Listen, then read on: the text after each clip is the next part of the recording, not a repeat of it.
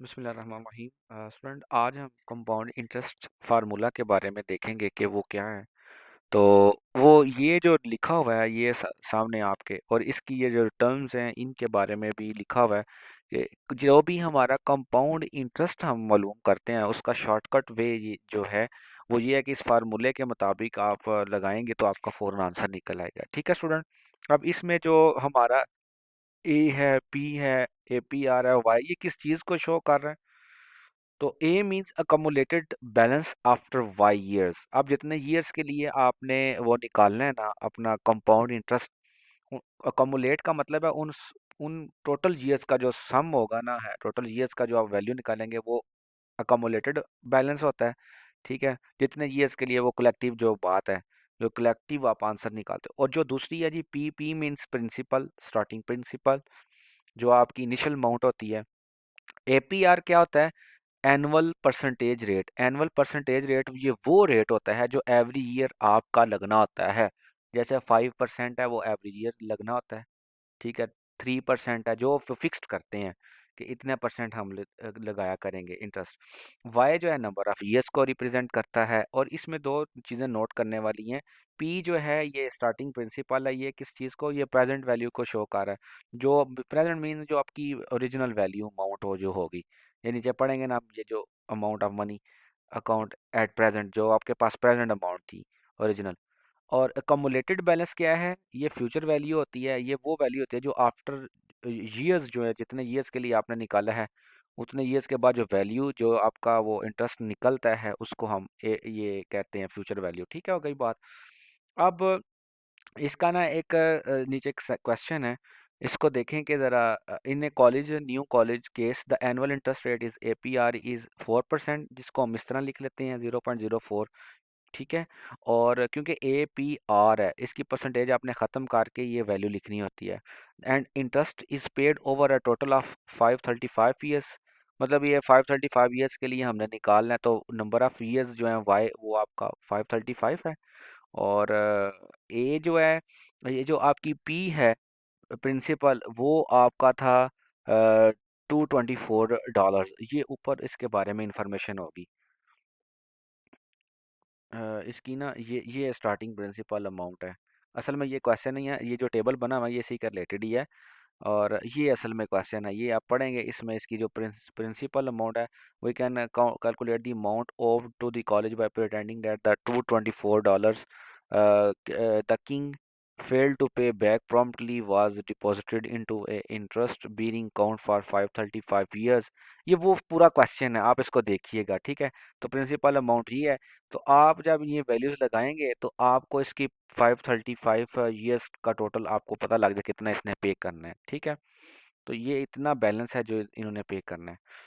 अब बात आ जाती है कि सिंपल और कंपाउंड इंटरेस्ट का जो टेबल होता है, वेरी इंपॉर्टेंट क्वेश्चन है कि इसका जो टेबल जनरेट करना होता है वो आप स्टूडेंट, मैंने आपको ये असल में इसके बारे में बताना है वो कैसे बनाते हैं। तो ये क्वेश्चन है पहले जी, you invest $100 in two accounts that each pay an interest rate of 10% per year, but one pays simple interest and the other pays compound interest। मतलब ये कहने का है कि दोनों, एक सिंपल इंटरेस्ट के लिहाज से हमने मालूम करना है और एक कंपाउंड इंटरेस्ट के लिहाज से हमने मालूम करना है। ये सारा 5 ईयर्स का टाइम है। और ये हम टेबल जनरेट करेंगे, कैसे करना है? तो सबसे पहले हम देखते ये हैं कि the simple interest is the same amount each year. 10% multiply by $100, तो ये $10 आ गया। And the compound interest grows from year to year because it is paid on the accumulated interest as well as on the starting principal. ये वही बात है कि जो ये स्टार्टिंग प्रिंसिपल और कमुलेटेड जो कलेक्ट इकट्ठा आता है उनको सम करके फिर उस पर हर एवरी ईयर लगाना होता है। ये वो बात। अब इसको स्टार्ट कैसे करना है 5 ईयर्स के लिए? अब जो असल बातें हैं वो ये है कि स्टार्टिंग पी जो है हमारे पास प्रिंसिपल है वो $100 है। एनुअल परसेंटेज रेट जो है, इंटरेस्ट रेट जो है वो 10% है। तो सबसे पहले आपने लिखना है स्टूडेंट इधर सिंपल इंटरेस्ट और इधर लिख लेना है कंपाउंड इंटरेस्ट। यहाँ पे लिख देना है एंड ऑफ ईयर। आपने लिखना है जी फर्स्ट ईयर में क्या था, इंटरेस्ट पेड कितना हुआ है जी, 10% मल्टीप्लाई बाय जो आपकी प्रिंसिपल अमाउंट थी, ये आपका वो आ गया, रेट आ गया $10। और जो आपका अब बैलेंस न्यू आएगा, न्यू बैलेंस जो आपका बनेगा वो होगा जी ओल्ड बैलेंस प्लस इंटरेस्ट। तो आपको ओल्ड बैलेंस जो आपकी अमाउंट थी ओरिजिनल $100 जमा 10, ये जो आपका इंटरेस्ट था, ये ये आपकी न्यू वैल्यू आ गई 110। नेक्स्ट ईयर क्या होगा, फिर आपने उसी $100 का ही लेना है। $10 फिर आ गया, फिर आपने क्या करना है कि $110 है जो प्रीवियस अमाउंट थी आपकी ये वाली, ठीक है, उसमें आपने $10 प्लस कर देने हैं। तो ये आपकी ये वाली वैल्यू आ गई है। ठीक है, फिर आपने क्या करना है स्टूडेंट, के 10% फिर उसी वैल्यू का ही आपने लेना है। देखें, ये बात बड़ी गौरतलब है कि जो आपकी एवरी ईयर जो आपने इंटरेस्ट लगाना है वो $100 जो आपने प्रिंसिपल जमा किया उसी पे लग रहा है बार बार, तो वो $10 है। और ये किस में स्टोर हो रहा है, जो आपका ओल्ड बैलेंस और इंटरेस्ट रेट है उसमें ही वो स्टोर हो रहा है, न्यू वैल्यूज के अंदर ही। ठीक है, अब आपके अकाउंट में $110 से उसमें $10 फिर अगले साल किया तो 120 हो गया, फिर अगले साल $10 उसमें ऐड हुए तो 130 हो गए। इस तरह 5 ईयर्स के लिए ये हो गया। अब यहाँ पे ज़रा बात आ जाती है, पहले साल में क्या हुआ, इंटरेस्ट पेड 10%, $100 का वो कितना होगा, $10। ठीक है, अब ओल्ड बैलेंस और इंटरेस्ट कितना है, 100 प्लस 10, 110 है। इनकी बेसिक जो इनिशियल होती है वो दोनों की सेम होती है, सिंपल और कंपाउंड इंटरेस्ट की, ये याद रख ले, इंपॉर्टेंट बात। अब सेकंड ईयर की जरा देखिएगा, 10%। अब किसका वो ले रहा है, $100 का नहीं ले रहा, जो हमारी ओरिजिनल अमाउंट थी, वो क्या कर रहा है, जो हमारी अकोमुलेटेड और प्रिंसिपल अमाउंट थी, प्रिंसिपल अमाउंट ये थी, ठीक है, और ये वो अकोमुलेटेड अमाउंट है जो $10 उसके ऊपर इंटरेस्ट रेट लगा, इसको जमा किया तो क्या आया 10। अब 110 के ऊपर ये टैक्स लगाएगा, मतलब इसका इंटरेस्ट रेट लेगा। अब ये $11 आ गया, अब ये किस में जमा होंगे, 110 में, डॉलर में, तो ये 120 हो गया। अब फिर किस पे करेगा, ये जो आपकी न्यू वैल्यू है इसके ऊपर वो 10% लगाएगा, फिर जितना आपका आया ये, फिर ओल्ड वैल्यू कितनी थी आपकी 120, उसी में ही आपने ये अभी वाला जो आपका रेट निकला है। तो ये दोनों का टेबल मैंने आपके सामने बता दिया कि कैसे ये आपने इसको अप्रोच करनी है। ठीक है, तो स्टूडेंट्स, अब अगर नेक्स्ट जो है इसके क्वेश्चन आप कर लीजिएगा, ये लिखा भी हुआ है, 55 से 56 क्वेश्चन हैं, ये इसी के रिलेटेड हैं, इनको आप करिएगा। जो भी प्रॉब्लम ना आपसे सॉल्व हो आप काइंडली वो मुझे बताइएगा, ठीक है। अब अब एक बात आ जाता है, कंपाउंड इंटरेस्ट जो है हमने पेड करना है more than once a year, एक साल में ना है। अब एक साल के अंदर आपने मुख्तलिफ टाइम्स पीरियड टाइम्स में आपने अगर पेमेंट करनी है कंपाउंड इंटरेस्ट, अगर एक साल के अंदर की बात है, वो था हर एवरी ईयर, ये साल के अंदर आप 4 मंथ के बाद, एवरी 4 मंथ के बाद, एवरी 3 मंथ के बाद है। तो आपको ना अब क्वेश्चन थोड़ा सा चेंज हो जाएगा, ठीक है। तो आपको इस तरह के वर्ड्स आएंगे, क्वार्टरली आ जाएगा, क्वार्टरली का मतलब है जी 4 टाइम्स अ ईयर, मतलब और ठीक है, या वंस एवरी 3 मंथ, 3 मंथ के लिहाज से आ जाएगा। ठीक है, मतलब इस तरह की ना आपको क्वार्टरली इंटरेस्ट रेट आ जाएगा। तो इस तरह का अब आपको ना वर्डिंग्स यूज़ करनी पड़ेगी। तो अगर हमारी क्वार्टरली इंटरेस्ट पेमेंट आ जाती है और आपके पास तो फिर आपने इसको कैसे निकालना है, ये है एक पूरे ईयर के अंदर, मतलब एक पूरे ईयर का लिहाज से आपने इसका इंटरेस्ट निकालना है, कंपाउंड इंटरेस्ट एक साल के अंदर मंथ्स के ऊपर, मतलब 2 मंथ के बाद कितना है, 3 मंथ के बाद। तो इसको कैसे करना है, आपने लिखना है फर्स्ट क्वार्टर, फर्स्ट क्वार्टर क्या है जी, 3 मंथ्स।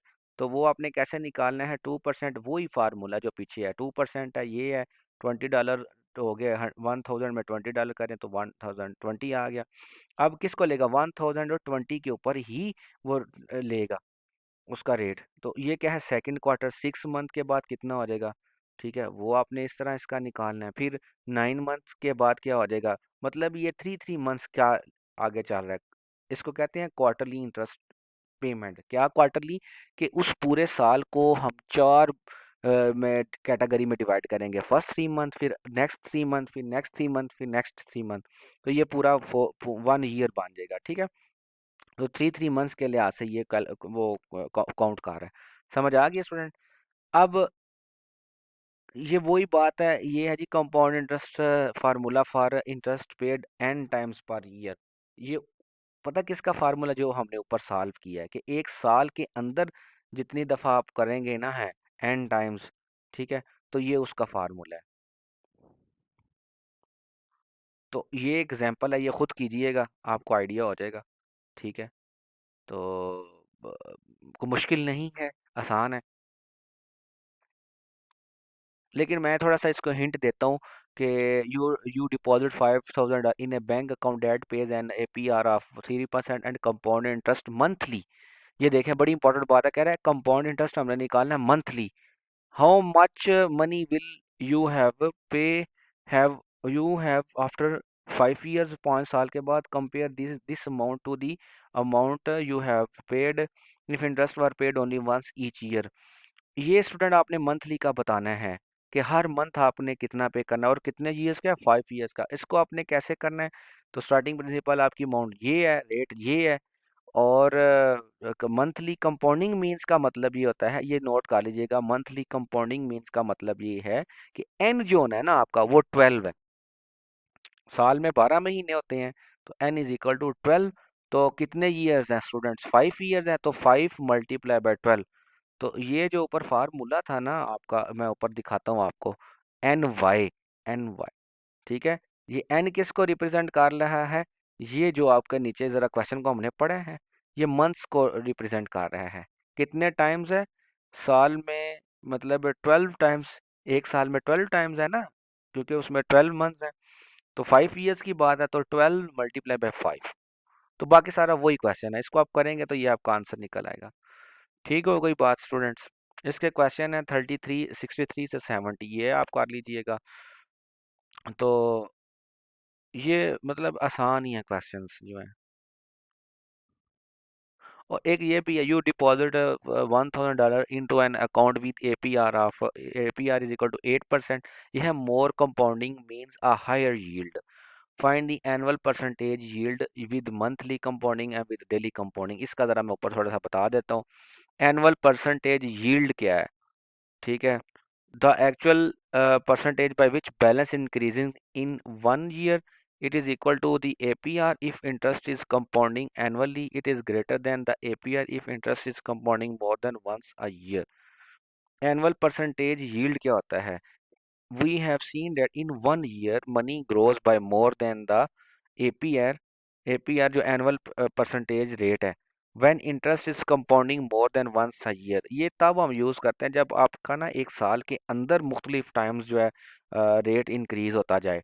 ठीक है, एक साल के अंदर मंथ्स के ऊपर बात आ जाए। For example we found that with quarterly compounding and an 8% APR, a starting principle of ये है, increases through J in 1 year, this represents a relative increase of 8.243%। ठीक है, वो कैसे निकालते हैं? Absolute increase but starting principal, तो ये आपका एनुअल वो निकल आएगा, रिलेटिव चेंज। ये असल में क्या होता है कि एक मंथ के अंदर मैं कहता हूँ जी, एक ईयर की मैं अगर बात करूँ तो मैं कहता हूँ 2 मंथ के बाद ना है, आपने रेट 8% लगाना है, 8% लगेगा। फिर आफ्टर 5 मंथ्स हम 10% के लिहाज से आपको देंगे। आफ्टर 9 मंथ्स हैं, हम आपको 20 के लिहाज से 20%, उसमें ना APR इंक्रीज होता जाता है। ये वाला जो है ना APR, एनुअल परसेंटेज, ये इंक्रीज हो जाता है, एनुअल परसेंटेज यील्ड। ठीक है, इस जब इसका जिक्र आना है। ठीक हो गई बात स्टूडेंट? तो इसका इसका ये क्वेश्चन है, इसको भी करिएगा। कोई मुश्किल नहीं है, आसान ही है। तो एक इसका ना कॉन्टिन्यूस कंपाउंडिंग भी है इसके। इसके जो जो जो ऊपर वाला है, इसके 71 से 74 तक क्वेश्चन है। तो कंपाउंडिंग, कंटिन्यूस कंपाउंडिंग का मतलब क्या है? इसका भी हम देख लेते हैं कि compounding infinitely many times per year, कि हमारा ना हर साल में मतलब एक डेली, जैसे जैसे लफज आता है डेली कंपाउंडिंग। ठीक है, डेली कंपाउंडिंग, अगर एक ईयर की मैं बात करूं तो वो कितने, एक ईयर में कितने डेज होते हैं? 365 डेज हैं। तो इसमें जो हमारा एन है वो इंक्रीज हो गया, बहुत ज़्यादा हो गया। ठीक हो गई बात? इसको कहते हैं कंटिन्यूस कंपाउंडिंग। कंटिन्यूस मीन्स के एवरी डे के बारे में हमको रेट चेंज हो रहा है। ठीक है स्टूडेंट्स, यहाँ इधर से मैं पढ़, suppose that interest were compounding more often than daily, say every second और every trillionth of a second, इसको कहते हैं कंटिन्यूस कंपाउंडिंग। ठीक है, how would this affect the annual percentage yield? तो ये नीचे एग्जांपल है, इसको आप देखिएगा। तो अब आपको बात समझ आ गई है कि कंपाउंडिंग जो है ना, कंटिन्यूस कंपाउंडिंग, वो किस चीज़ का जिक्र कर रहा है कि एवरी सेकंड के ऊपर, एवरी ट्रिलियंथ ऑफ सेकंड की अगर मेजरमेंट आपने करनी है, तो उसमें हम कंपाउंडिंग, उसका ये फार्मूला है स्टूडेंट्स। ठीक है, तो ये नीचे इसकी एग्जांपल है। तो ये आप करिएगा। ठीक है स्टूडेंट।